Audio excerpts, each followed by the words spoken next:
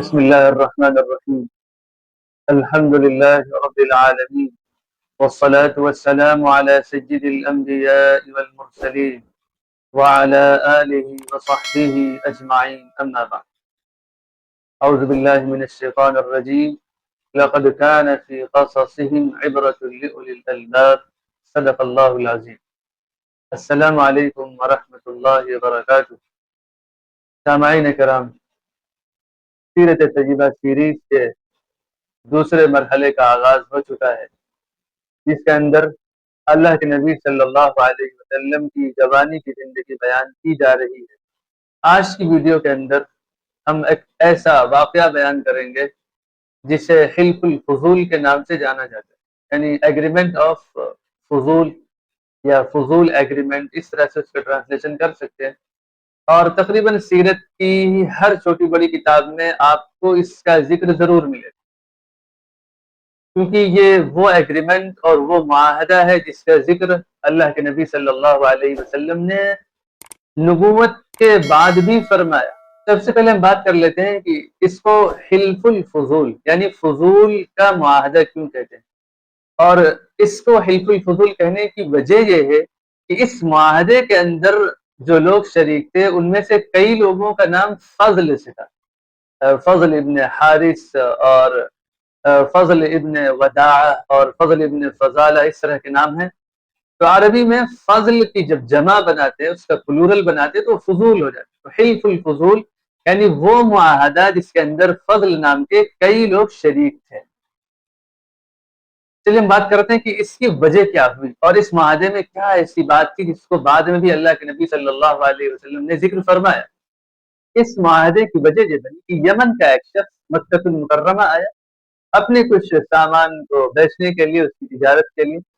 مکے میں ایک شخص تھا عاص ابن وائل، جس کے پاس بڑی مال و دولت بھی تھی اور اس کے کئی نوجوان بیٹے اور اولاد بھی تھی. عاص ابن وائل نے اس یمنی شخص سے وہ سامان خریدا اور پھر قیمت دینے سے انکار کر دیا یا ٹال مٹول کرتا رہا. ظاہر وہ تاجر شخص آیا تھا، کچھ کماتا اور گھر واپس جاتا، یہی اس کا مقصد تھا. اب جب اس کی قیمت ہی اس کو نہیں مل رہی تو اس نے مکہ کے جو شرفاء قریش تھے ان کے پاس جا کر درخواست کی کہ ہمیں ان سے پیسے دلوا دیجیے.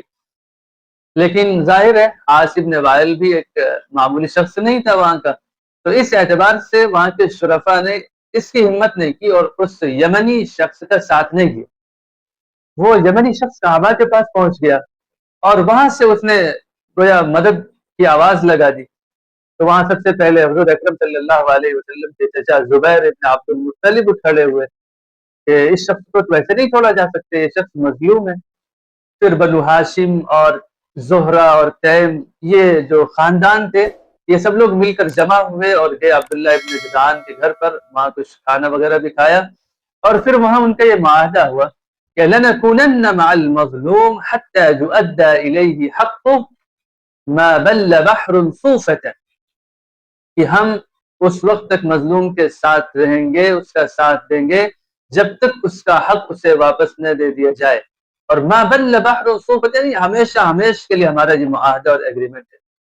تو اس سے اس معاہدے کی وجہ بھی آپ کو معلوم ہو گئی ہوگی کہ حلف الفضول کی وجہ کیا تھی، کون سا واقعہ تھا، اور پھر حلف الفضول کے اندر کیا بات طے.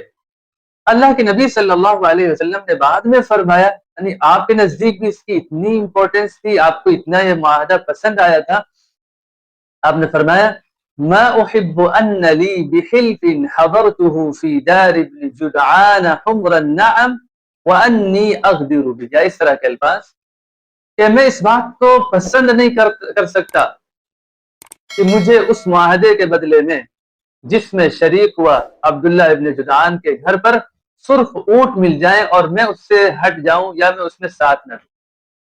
یعنی مظلوم کو ساتھ دینے کی اہمیت آپ کے نزدیک نبی بننے سے پہلے بھی اتنی زیادہ تھی کہ اس کے بدلے میں سرخ اونٹ بھی آپ کو قبول نہیں تھے.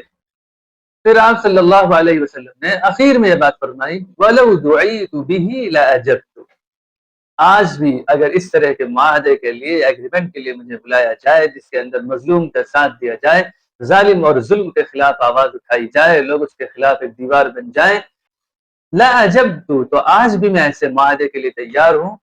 اور یہ تو آپ کے دین کا ایک بہت اخلاقی فریضہ ہے، آپ صلی اللہ علیہ وسلم نے بات سکھائی مظلوم کا ساتھ دیا جائے، آپ نے بات فرمائی کہ مظلوم کی بد دعا سے بچے، اتق دعوت المظلوم، مظلوم کی بد دعا سے انسان بچے، کیونکہ اس کی بد دعا اور اللہ کے درمیان کوئی چیز حائل نہیں ہوتی ہے۔ یہ سیرت نبوی کا ایک اہم واقعہ ہے جو آپ کے سامنے پیش کیا گیا۔ آپ ہماری سیریز سے جڑے رہیے، دیکھتے دیکھتے ایک مرحلہ مکمل ہو گیا اور ہم اس سیریز کے دوسرے مرحلے پر ہیں، اور دیکھتے دیکھتے یہ بھی مکمل ہو جائے گا۔ آپ اس سے جڑ جائیے، دوسروں کو بھی جوڑیے، تاکہ ہر ایک تک حضور اکرم صلی اللہ علیہ وسلم کی زندگی پہنچ جائے، پھر آپ کی زندگی کے جو پیغام ہے وہ بھی پہنچ جائے اور لوگ اس سے فائدہ حاصل کر سکیں۔ جزاکم اللہ خیرا، والسلام علیکم ورحمۃ اللہ وبرکاتہ۔